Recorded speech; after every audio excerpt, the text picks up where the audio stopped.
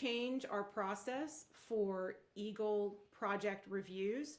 Those will still happen in person at St. John Newman on the first Thursday of each month at 7 o'clock. You still need to pre-register for those to let us know that you are coming. And if there's any change to those schedules, then we will certainly send that information out to the best of our ability. So with that being said, I would like to turn the meeting over now to Zach to give us some updates from council. Thank you, Jamie. All right, just a couple quick announcements from the Heart of Virginia Council. Starting off with some exciting news. Camp cards are in. We have Heather Dunn with us here tonight. She will give a quick update about camp cards and how to pick those up for your units. Next thing is summer camp registrations. I know we're starting to get out of those colder months and starting to think about the warm weather. And first thing that comes to my mind is summer camp. So Cub Adventure Camp and TBS are waiting for you guys. Registrations are live and are filling up fast. So jump on it. You can register on our website on the summer camp tab.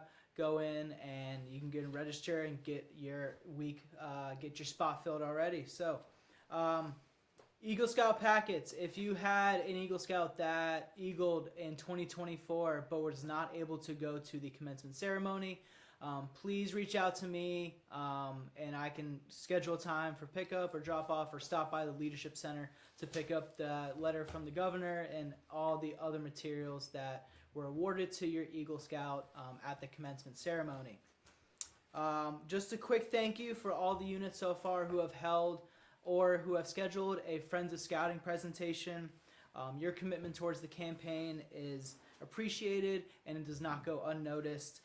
Thank you again to all the families who have pledged and donated this year, and congratulations to all the scouts who have earned merit badges, who have bridged over, and who have achieved rank.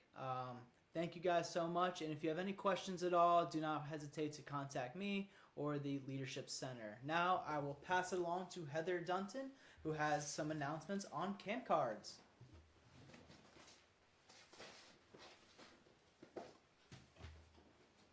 Hey everybody, I am so excited to be here for those who are joining us virtually. Awesome. Yes, as Zach said, our camp cards are here. We've got an amazing, we actually have 4 cards this year in 4 different districts, including a brand new Buckingham Farmville card.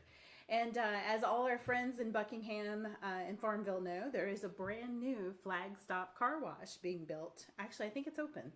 But the camp cards cost $10. And scouts in the first 30 days of the sale can earn $6 per card. So it's an extra bonus to you to sell camp cards. And their rules have changed a little bit this year. No, I'm being funny. But you can only buy a camp card, Frank. I'm going to ask you to raise your hand, the people who are in the room. You can only buy a camp card if you can answer yes to one of these questions. Yes. No, I have to ask the questions. The first question is, do you have a dirty car? Yes. And if you don't, do you know someone who has a dirty car? Yes. Yes, absolutely. Okay, so for $10 card, you're going to get this coupon right here. And Frank, you can get a free ultimate car wash from Flagstop. There are 22 locations in the council footprint. And if you were going to pay cash for this car wash, it's $21.99. It's a no-brainer. Why wouldn't you spend $10 for a camp card? And you know what? If you're in Farmville, I mean, I'm thinking about moving there with this camp card deals, y'all. Because buy one, get one free entree at McAdoo's. There's a buy one, get one free milkshake at Merck's Place. I mean, and also the Fish and Pig. It's amazing. So there's some other deals on the back. So anyway, it's a brand new card. The bad news I have for you is there are only 200 cards left. Because units who are in Farmville and Buckingham have already picked their cards up. Well, not everyone's picked them up, but I've got them reserved. So anyway, if you're interested, I have enough cards for one more unit. If they want to sign up in the Farmville area, please just give me or Zach a ring so we can hook you up there. Now the council card is so hot off the press that I haven't even cut it out yet. So I got 2 of them here. But same thing, we have Flagstop Car Wash. When you come to the council office to get your awards and advancements, you might want to have lunch at Chicken Salad Chick. You can have lunch at Q Barbecue. There's even on the back, Sky Zone. Who needs to go get the wiggles out? I mean, jump up and down, right? Okay, so 10% off Sky Zone jumping. Anyway, I won't go through all the offers, but there's more than $100 in savings on both cards. This year, we have some paperwork for you to fill out. And this one happens to be for Troop 804. Do you guys know how many camp cards Troop 804 sold last year? According to this form right here, they sold 359 camp cards. $10 a piece, that's pretty good bank, right? Yeah. Well, anyway, so this year I have a little goal sheet, and so I'm going to give you a little goal to see if you can sell more than you sold last year. So I hope that Troop 804 will take my challenge and sell 450 cards. And last thing, on this form, we have our regular weekly prizes. This year, there's a bonus prize. Raise your hand if you like slushies. Oh, yes. Raise your hand if you get hot at summer camp. Yes. Oh my goodness. Okay, so for the top selling scout in every district, Cub Scout and Scouts BSA Scout, and the top selling unit, based on your membership, it'll be divided average, is going to get free slushies at summer camp. So if you get free slushies, just let me know. I'll dual enroll into your unit so I can go with you and get the free slushies. But anyway. All right, so all this information is available on our website. Go to hovc.org/camp-cards, and you can go right to the page to sign up. We also have a handy-dandy leadership guide, which has all the information you need, including Zach's information on the back. So anyway, if you want to buy a card, give me a call. You know, they're $10 each. Or I can give you a deal, 5 for $50. There you go. Sounds good. But anyway, thanks for having me. You guys sign up to sell, pay your own way, summer camp. You know what, Frank, I even heard you could sell these cards to pay your own way to Wood Badge too, couldn't you? Wow. Yeah. Oh, okay. You got leaders that want to go to Wood Badge. I mean, why not, right? Exactly. I mean, I don't know who the staff advisor is for Wood Badge this year. Oh, wait, that's me. Okay, so anyway, sell some camp cards. There you go. Thanks, Jamie. Thank you. Thanks, Heather, for coming and sharing all the fun camp card news with us, and hopefully you'll get some additional units to sign up. And it's pretty early this year. I mean, you guys are getting cards out. They're here. They're ready to go. So that is fantastic. So thank you. Even Zach's been counting cards today. He's been super busy, but we're glad. It's true. Glad to get them out to you early, and Yeah, that's great. Thank you. Thank you. So we have 2 topics for tonight. Our first topic is for our Cub Scouts, and we're going to talk a little bit about camping. So at this point, the weather can't seem to decide what it's doing. Some days it's warm, some days it's cold, but that kind of means it's time to start planning. So I know for all our Cub Scout families out there, we don't really camp when it's super cold outside, but now's the time to start planning on those upcoming camping trips.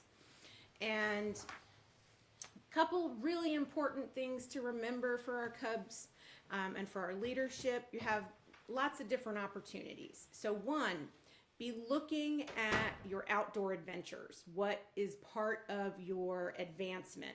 There are lots of opportunities in there for hiking and camping, doing nature, and a number of other things. And so make sure that you are utilizing your advancement to direct what you're going to do with your outdoor activities. So you can do a pack overnight, and that's where the entire pack goes camping somewhere.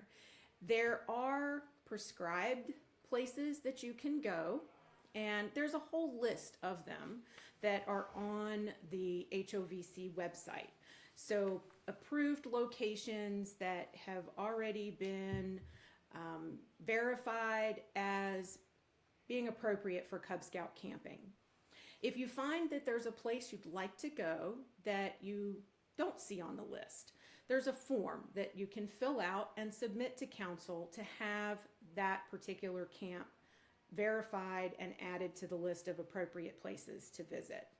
Remember that at least one of your leaders needs to be Baloo trained, and that is something that we have training coming up for this spring.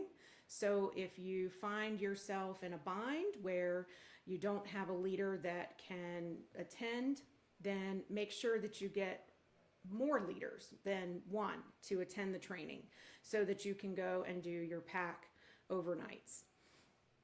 Also, if you don't have any Baloo trained leaders, but you need to get some camping in, there's always opportunities with council-led campouts. So we have the Cub Family Camporee coming in May. It's the first weekend of May, May 2nd through the 4th, out at Cub Adventure Camp in Goochland.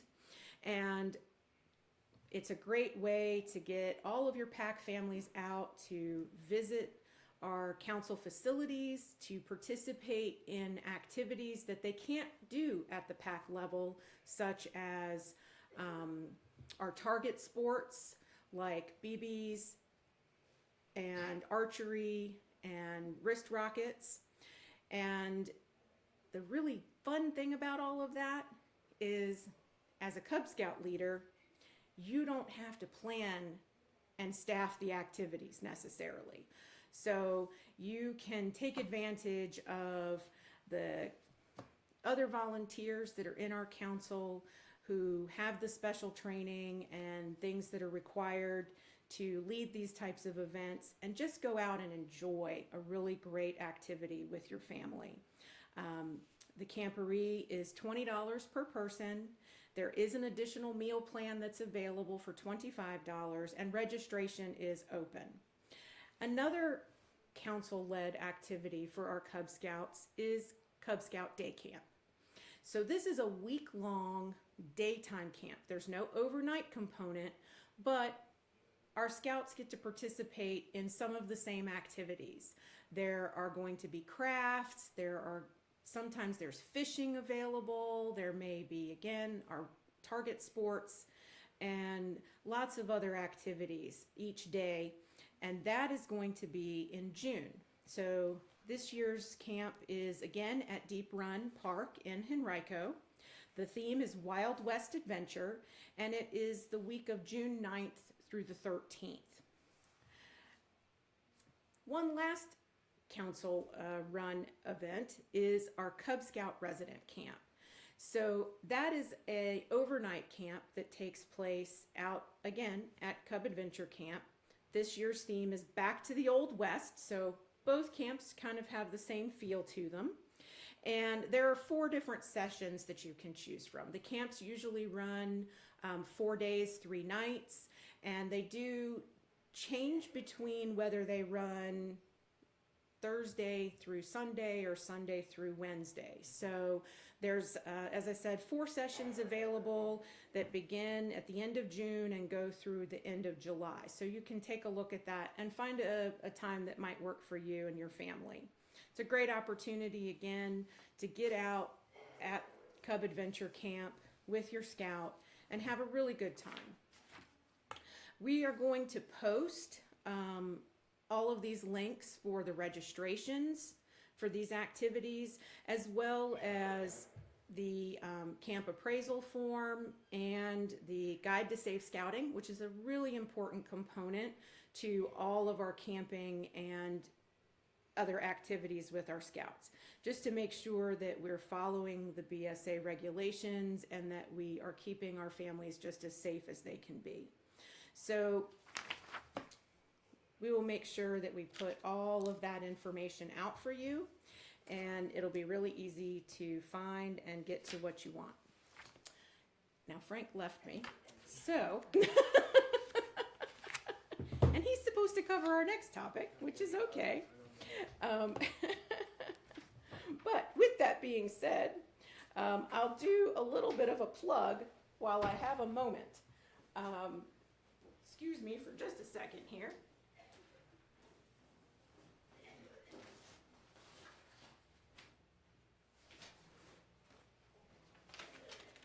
So, as Zach mentioned in his announcements, the Friends of Scouting initiative. So many of our units are currently in the process of holding their blue and gold, their crossover at the Cub Scout level, or the Courts of Honor for the spring at the troop level.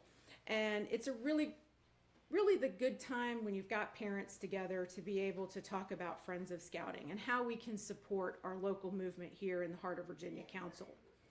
So each year we have a Friends of Scouting dinner. It's an opportunity for Scouters and members of the community who support Scouting to come together and learn more about our local council and have a special presentation. And this year's presentation is going to be an astronaut who was on The Big Bang Theory.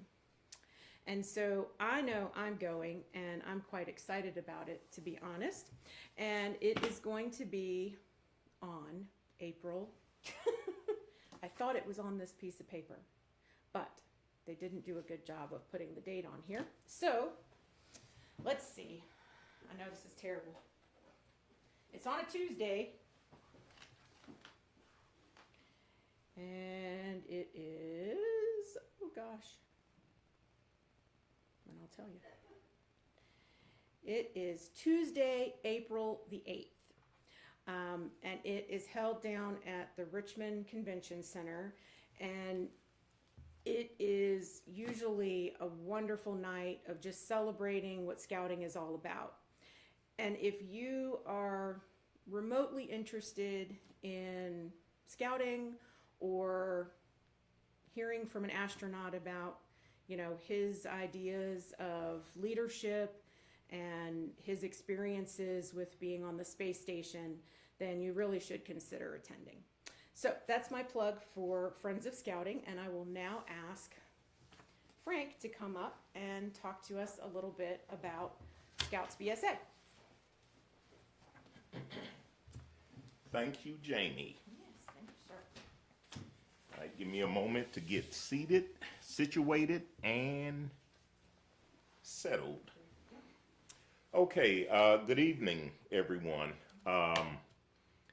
For our Scouts BSA topic, I wanted to talk a little bit about this time of year is usually when Cub Scout packs, the Arrow of Lights in Cub Scout packs are preparing for their crossover time.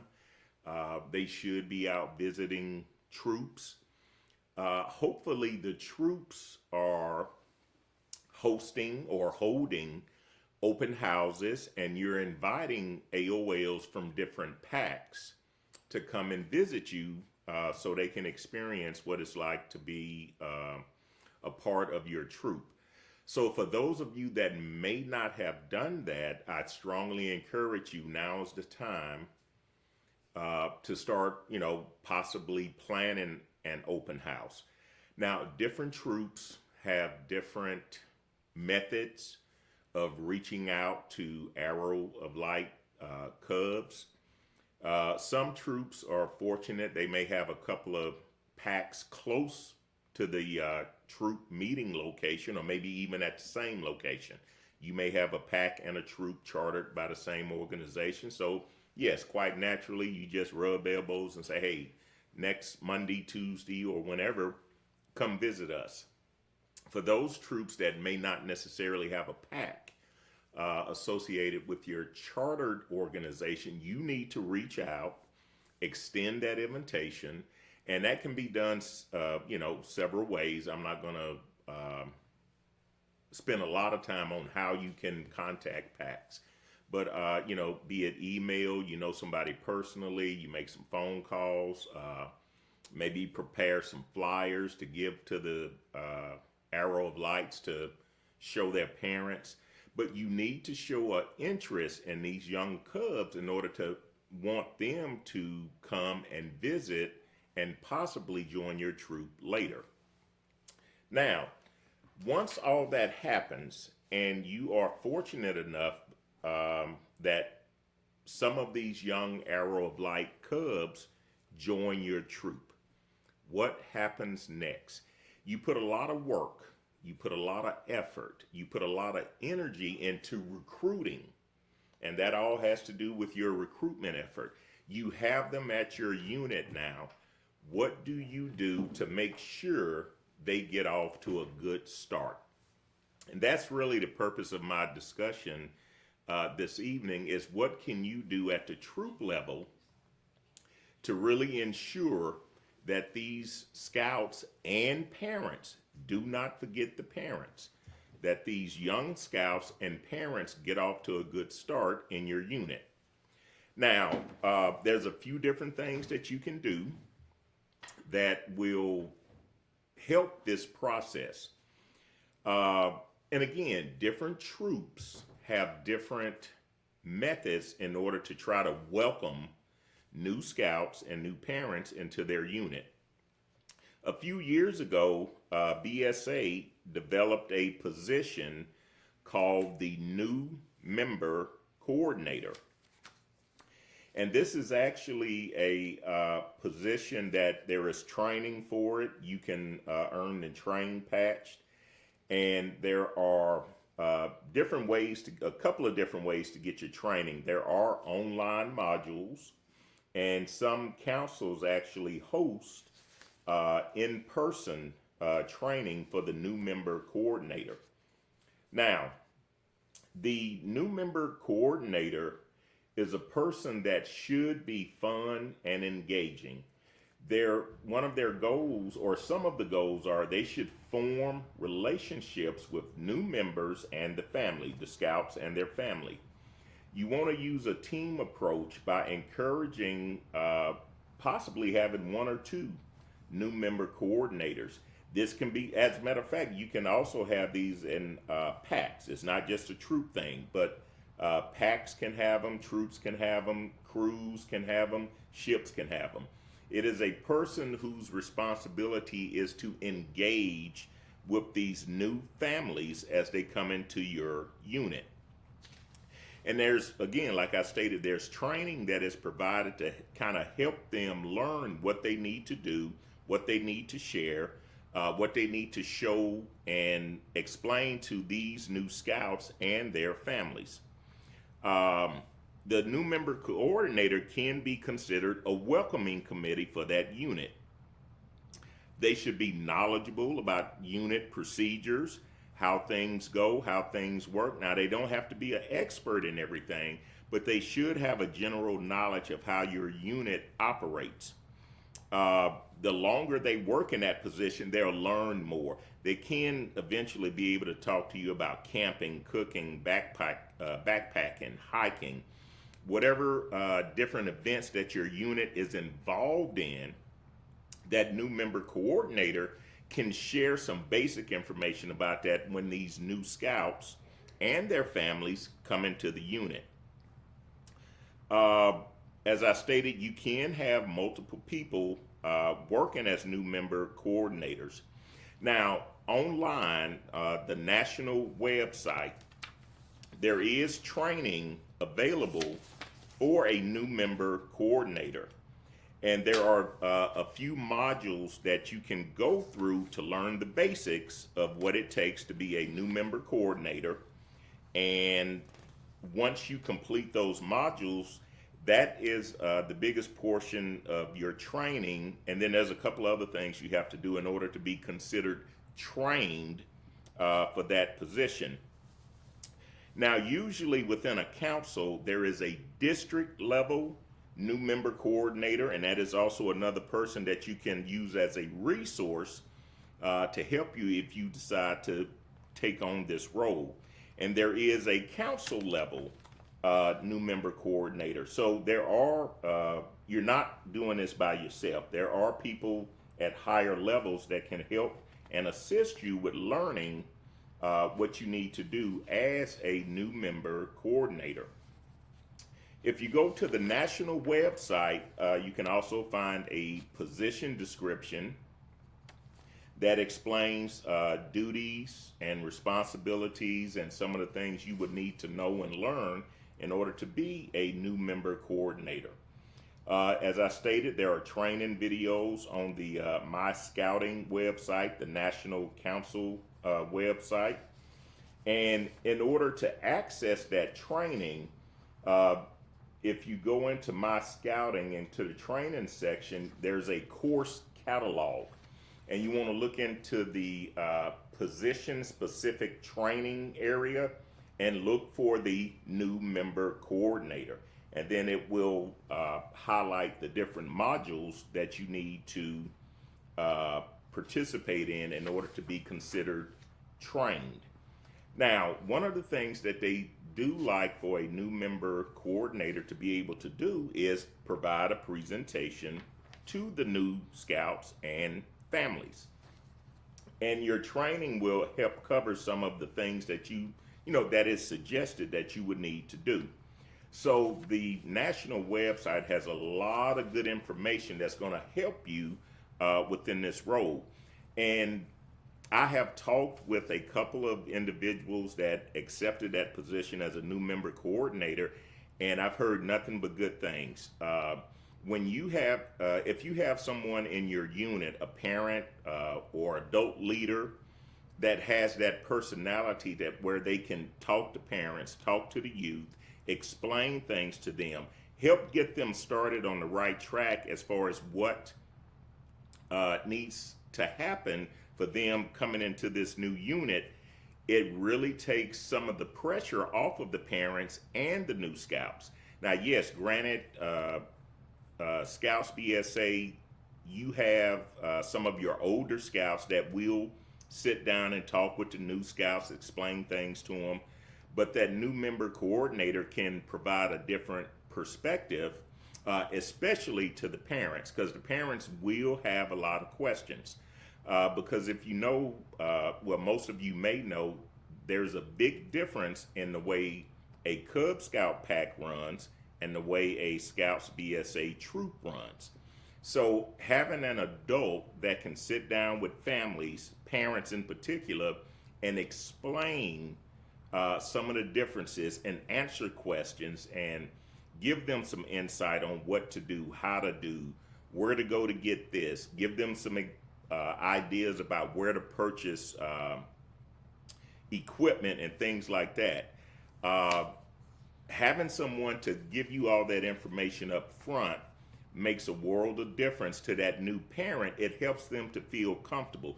These people really care about me and what I'm going through, what I'm dealing with.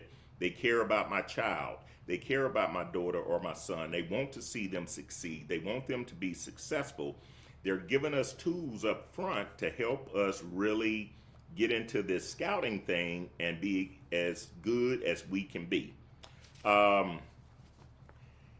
In addition to that, the new member coordinator, one of the things that a unit should do, some information that they should share with new scouts and parents. Talk to them about the differences between a Cub Scout pack and a Scouts BSA troop. There are a lot of differences. The way advancement is done, the uniform is different. Supervision on outdoor activities is different. Take the time to explain this to the scouts and the parents, because you will run across young people who, for the past 3 or 4 years, every time they went camping out in the woods, mom and dad or one or the other were with them. Now we're putting them in a position where you're going by yourself, or you may be sleeping in a tent with a second scout. So you want to explain these things to the new scouts so they can prepare. Some of them up front will tell you, I don't want to do that. I don't want to sleep with somebody else. I may want to sleep by myself, or I want my mom or dad there. All of these things can be worked through, but you need to have that discussion so you can find out, is this a young man or young woman that I need to work with in order to help them truly enjoy that first outdoor experience with the troop. You want to talk to them about how scouting works. And this is a topic, explain to them all the different, there's multiple aspects of scouting, be it advancement, the uniform, the mission, the values, things of that nature. You want to explain to these young people and their parents how these things work in a troop. Talk to them about the uniform. Sometimes you have Arrow of Light Cubs that may have already purchased the tan shirt and green pants. Sometimes you can remove patches, put new patches on. Sometimes, depending on how you put them on, you may run into a problem. But you want to talk to them about uniforms, what they can wear, what they can't wear. Share prices, refer them to the different websites that show how patches are placed on the uniform. As they advanced in rank, some people can sew, some can't. I've seen people use, there's sticky substances that you can use to put a patch on. Usually those are somewhat semi-permanent. So if they earn a rank and they use that adhesive to put the patch on, are they going to be able to get the patch off to put the next rank on? So you want to talk to them about things like that so they don't make mistakes in the very beginning. Because hopefully within the first couple of months, that young scout has earned his scout patch. And you want them to display it properly, because hopefully a few months later, they get that first tenderfoot rank. So you want to make sure that they understand what is expected of them and how they can manage all these different changes as they go through ranks and they start earning merit badges and maybe earning some awards. How do you display them? How do you wear them? What's legal? What's not? You want to also share with them, when do you wear, in scouting right now, you have the what's referred to as your Class A uniform, and you have, it used to be referred to as Class B, and I think now it's utility. When can you wear, let's say your unit has a t-shirt. When is it appropriate to wear your t-shirt? When should you wear the uniform? If they have a sash with merit badges on it, if they're a member of the OA, when are these additional items acceptable for wear during meetings or events? This is something that should be shared with them in the beginning, just to kind of give them an idea of what to expect.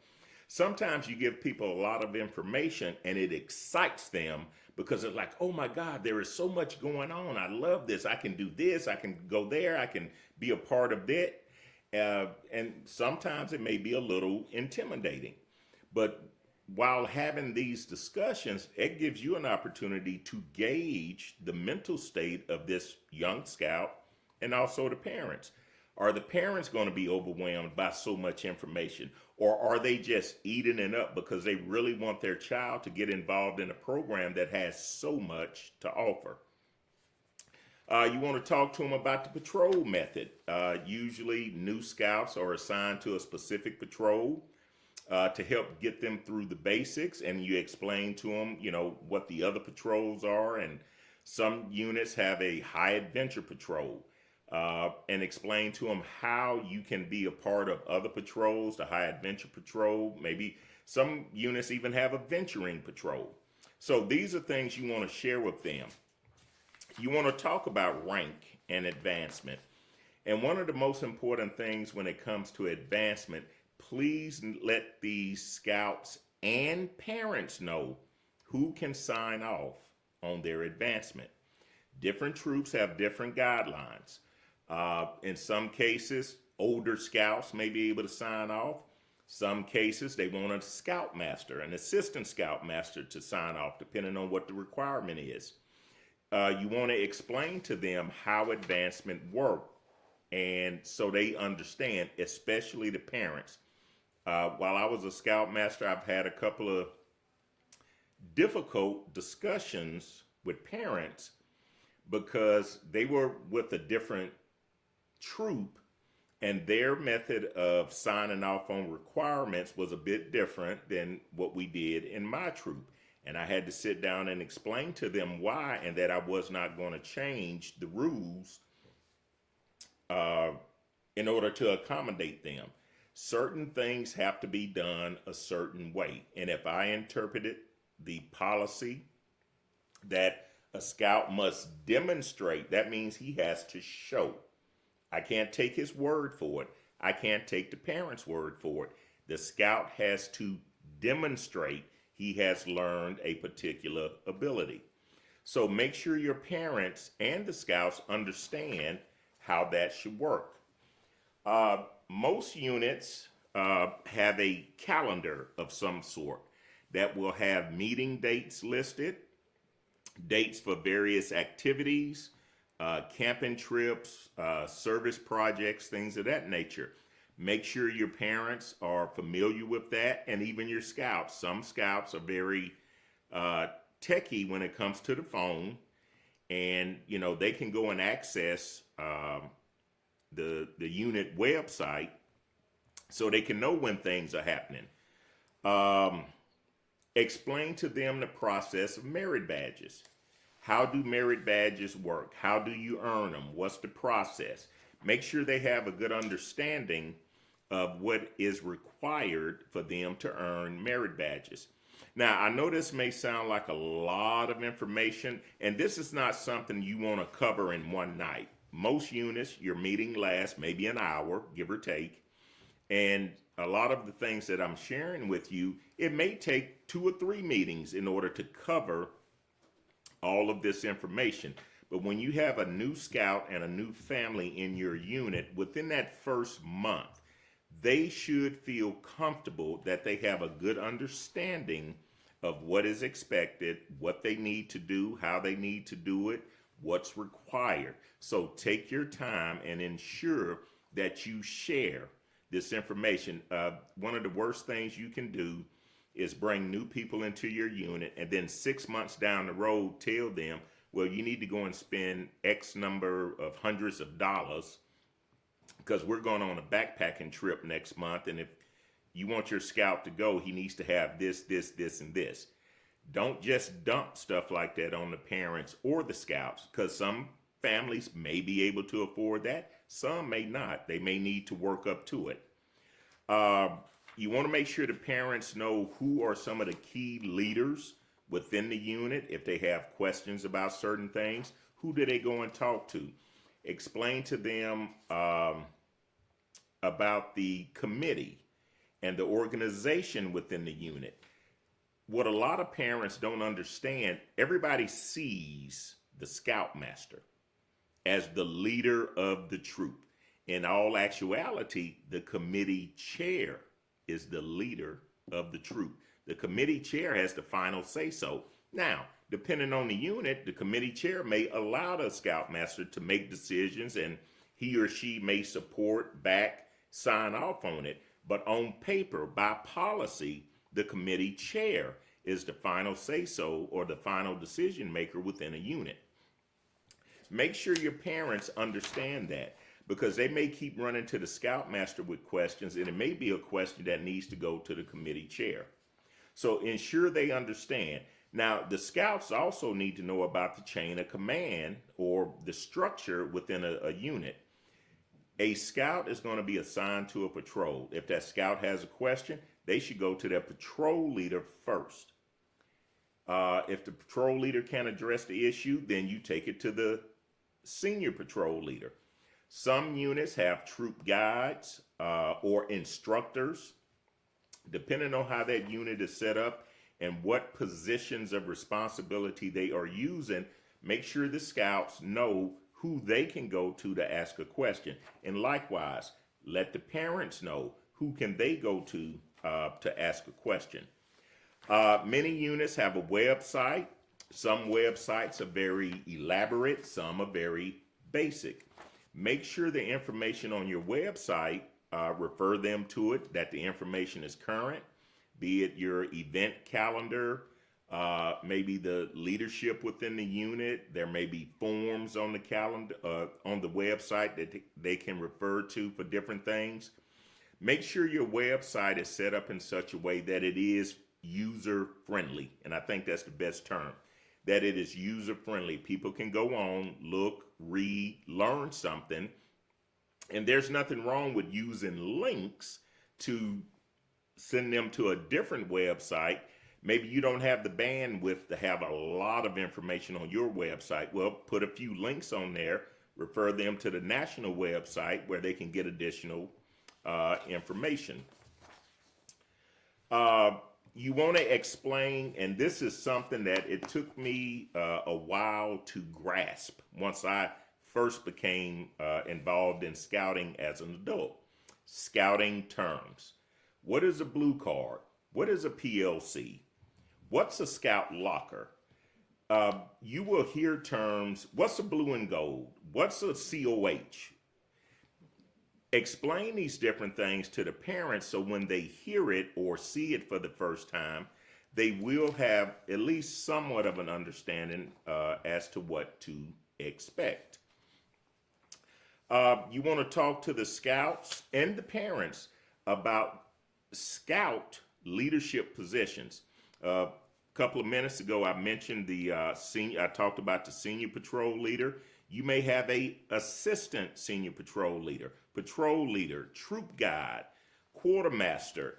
You may have a librarian, historian, scribe. You may have a scout that's serving as a den chief. These are all positions of responsibility, and depending on the size of your unit, you may have several, and then some troops that may be on the smaller side, you may only have a few.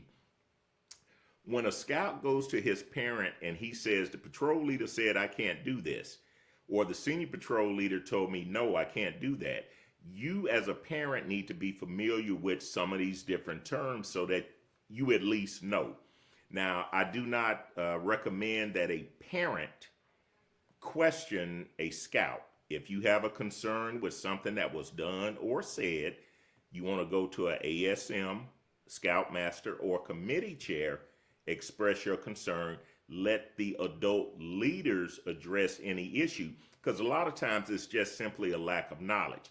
That senior patrol leader does have the authority or responsibility to sometimes tell scouts, no, you can't do that. No, this isn't proper. No, you need to do it this way. No, I'm not going to sign off on that because you did not demonstrate.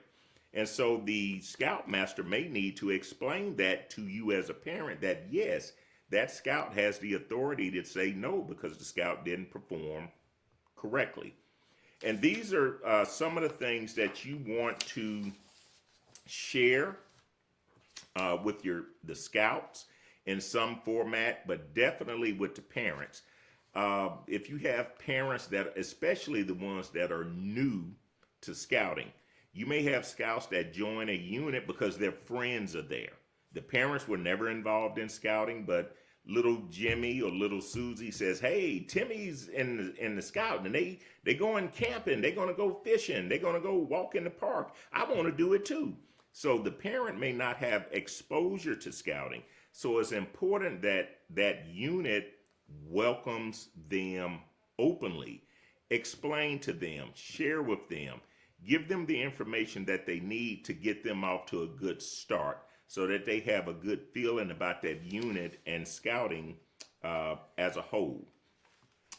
And with that, I am going to, now, one last thing, depending on the extent that your unit wants to welcome new scouts in, you may want to consider preparing some documentation. For example, this sheet shows how patches are to be placed on the uniform.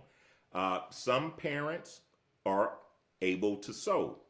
Some parents said, well, I can't sew, I'm gonna take it to the cleaners. Well, you may need to take this sheet to the cleaners to show that tailor where the patch should be placed. You may want to provide some documentation about equipment lists, gear lists, uniform lists. You may want to recommend you need to get a mess kit, what type of water bottle, what type of shoes. The more information you can provide those parents and those scouts, that's going to help them get off to a really good start. And if we start off good, it's a lot easier to maintain than when they come in with a negative attitude, because they got to ask 50 questions to figure out what to do. The more information you give them, usually the less or fewer questions that they have. And that's a good thing. That is a good thing. So, with that being said, I am going to conclude this segment regarding Scouts BSA, but that information that I shared is actually viable for packs, troops, crews, ships. If you have individuals coming to your unit, you want to welcome them and have somebody do presentations or provide information to help them get off to a good start in their scouting career. Thank you.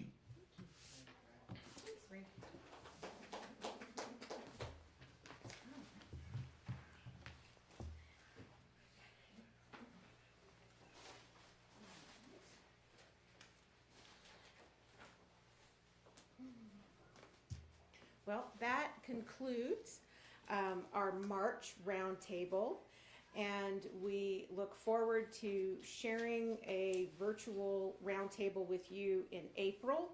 We'll send out information about that, and we will make sure to post all of the links to the information that we shared this evening, whether it be registrations for upcoming events or any of the documents that we were able to talk about tonight. We will make sure that you have all of those resources available to you. So thank you for watching, and may the great Scoutmaster of all Scouts be with us until we meet again. Good night. Good night. Okay, well,